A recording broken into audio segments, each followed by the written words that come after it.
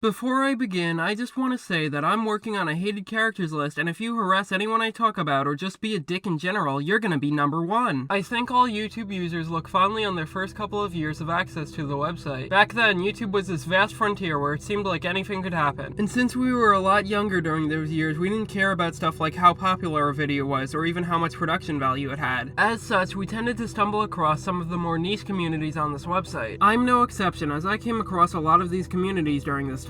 And out of all the communities that my younger self found during their travels, there's one that stands above the rest. A community that didn't just make me interested in watching their videos, but also made me interested in one day making some of my own. I'm going to tell you about this community, but before that, I need to introduce it in the way that many of the members introduce themselves. A 40-second long montage of irrelevant video game footage.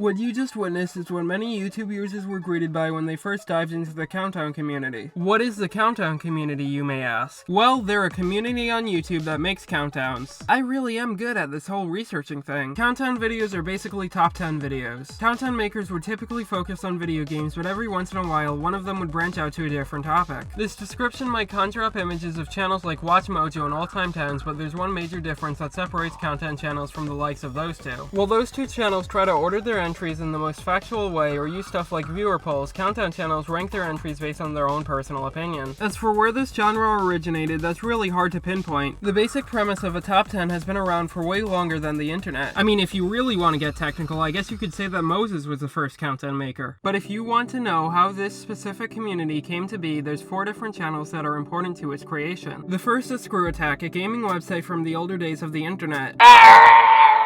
They currently do an obscure web series that I've never heard of, but back in the day, they were most well known for their top 10 lists about various games. These videos establish the general structure of a gaming countdown, and other creators would be inspired to create similar videos, whether directly or indirectly. One of these channels is our second point of focus, Flames on Fire 1212. They established a channel in 2008, which you could tell from just one look at their username. Their videos were incredibly primitive, and it was very clear that they were made in Movie Maker or some equivalent software. But their channel was able to prove one thing: the fact that countdowns could be made by just one person and without any high quality equipment. Another channel that was inspired by Screw Attack is our third point of focus, Alex Roshan, who used to be called the Autarker Flame. They originally started with basic text countdowns in March of 2008, but in 2009 they would upgrade their presentation in various ways, switching to a voiceover, establishing the typical intros and transitions of the community, and just generally being more dynamic with how they cut their footage. Alex's new style of editing would take Screw Attack's general structure and make it into a new template. And while the 3 channels I talked about so far establish the countdown part of the Countdown community, the 4th and final one would establish the community aspect. This is Josh Scorcher, a channel with similar content to what Alex was putting out. I should mention that it's incredibly difficult to find out information about the early days of their channel because a lot of their videos have been deleted. I've heard people say that this was because, get this, they were hacked by someone who was mad that they didn't like a Final Fantasy game, but there isn't any specific evidence for or against this, so I can't give a definitive answer. But that's beside the point, because Josh was integral to allowing the Countdown community to grow into what it once was. Josh and Alex would eventually discover each other's content and would start collaborating with each other. These collaborations would create an interconnected audience between the two, and from this interconnected audience many other Countdown channels would emerge. In fact, there were so many channels inspired by the two that there was a forum dedicated to Countdown channels as well as an RPG Maker game. Not counting Alex and Josh, there were 3 channels that stood out in terms of popularity. Rabbid Luigi currently has the most subscribers of anyone in the community, was one of the first channels to do YouTube YouTube full-time and managed to catch the attention of Nintendo themselves when they accidentally stole his likeness. His videos have this nice balance between humor and genuine analysis, but more importantly, he did something that the community thought was impossible: establishing a consistent upload schedule. Waffles Minion was another one of the big Countdown channels, and they were well known for going crazy with their editing. They incorporated sprite animations into their videos, and it seemed like they made a new version of their intro every single time. And finally, there's Wombu, who joined late into the community's lifespan and used the knowledge of the channels before him to create his own unique style, with good analysis of his subjects and a chaotic sense of humor. I think his videos are best summarized by this comment I found on one of them. I clicked on this video expecting a ranking video. I left this video having witnessed an anime girl and a lamp arguing for 30 minutes. I came looking for copper and I found gold! But there's much more to the Countdown community than just the popular channels. Part of the fun of following the community was finding the up-and-coming channels, as each one of them had their own unique flavor. Green Scorpion focused on the lore of the games he talked about. CJS001 blended the Countdown style with the style of game review channels. Blazing Knight used the Countdown formula to become well known in the Fire Emblem fandom. And Challenges Approaching was a massive collab channel between multiple Countdown makers. And these were just a handful of the many channels within the community. There's so many channels that I can't reasonably expect to go over all of them. But why was this the case? What drew so many people to this community? I'd say the core appeal for a viewer was the fact that these videos were made by people just like them. The videos were amateurly produced, and the people who made them were often teenagers, but those aspects of the videos actually worked in their favor. They weren't like the professionally researched and edited gaming channels of today, and instead felt like discussions about niche hobbies. Every member of the community had their own selection of games that they were associated with, and many viewers would play games that their favorite Countdown maker talked about. The best example of this is the Countdown community's relationship with the No More Heroes franchise. These two games sold relatively poorly due to the fact that releasing an M-rated game on a family-friendly console is kind of a bad idea. But when Alex Rochon talked about it in his videos, many other people in the community started talking about it, and it gained its own niche following. In fact, some people believe that the franchise's recent revival was only possible due to the Countdown community, although this is impossible to prove. And since the amateurish nature of these videos was part of their appeal, it's only natural that a lot of aspects of them are kind of cheesy in retrospect. There's a lot of things from older Countdowns that both current and former members of the community make fun of. But before I begin, I just want to say that my intention is to laugh with the community, not at them. As such, during this segment, I am not going to mention any individual Countdown maker, since I don't think it's fair for any one person to be targeted for minor mistakes that they've most likely improved from. Okay, disclaimer over, let's begin.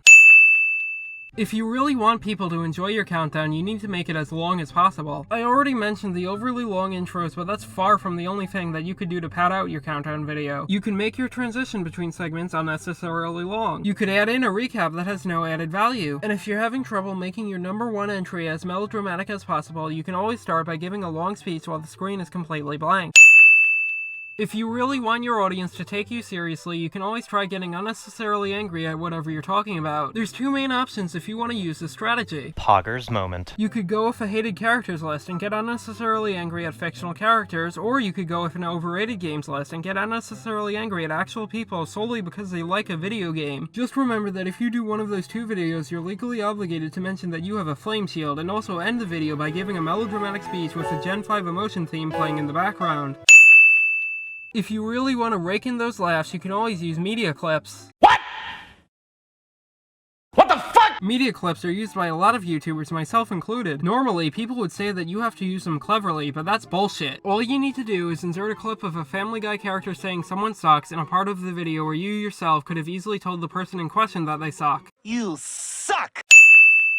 If you really want to make it in the Countdown community, all you need to do is rip off other people. Countdown segments should ideally be constructed in such a way that it feels like they're trying to speedrun the same basic points that plenty of other people have already made. In fact, alright, I need to do good on this run. Let's go. Mike Tyson's Punch-Out is for the NES, and it's a really hard game. The final boss of that game is heavyweight champion Mike Tyson, and that was really cool. But then his contract ran out, and he was replaced with this Mr. Dream guy. He sucks, he's really hard, and he has none of Mike Tyson's charm. He's also from Dreamland, so Kirby joke. Yes, I did it! World record! So now that that's over with, what's next?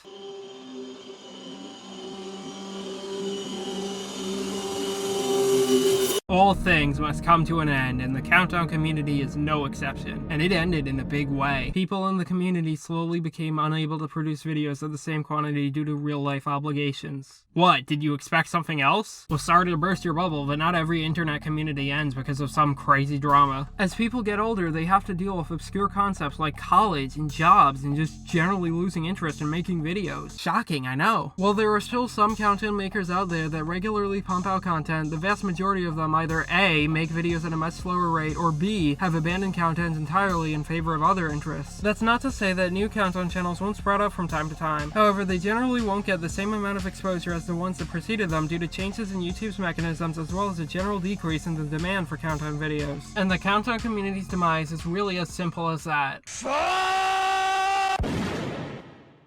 Good God, that used to be me. So why make this video? Well, I feel a great amount of nostalgia for the Countdown community. I watched a ton of Countdown videos in my early to mid-teens, and my awkward teen self would make their own top 10s in Microsoft Word in the hope that one day they'd join the community. And even as a 20-year-old, there's still plenty of Countdown channels that I still watch to this day, and I get some sense of giddiness whenever I see someone reference one of the community's many in-jokes. Even though the content I make right now is drastically different from the Countdowns I watched, I like to believe that if I never came across the Countdown community's videos, I wouldn't be as interested in video editing as I am now. And for as easy as it is to make fun of stuff Countdown makers did, just remember one thing. At least they didn't forget to turn on their mic.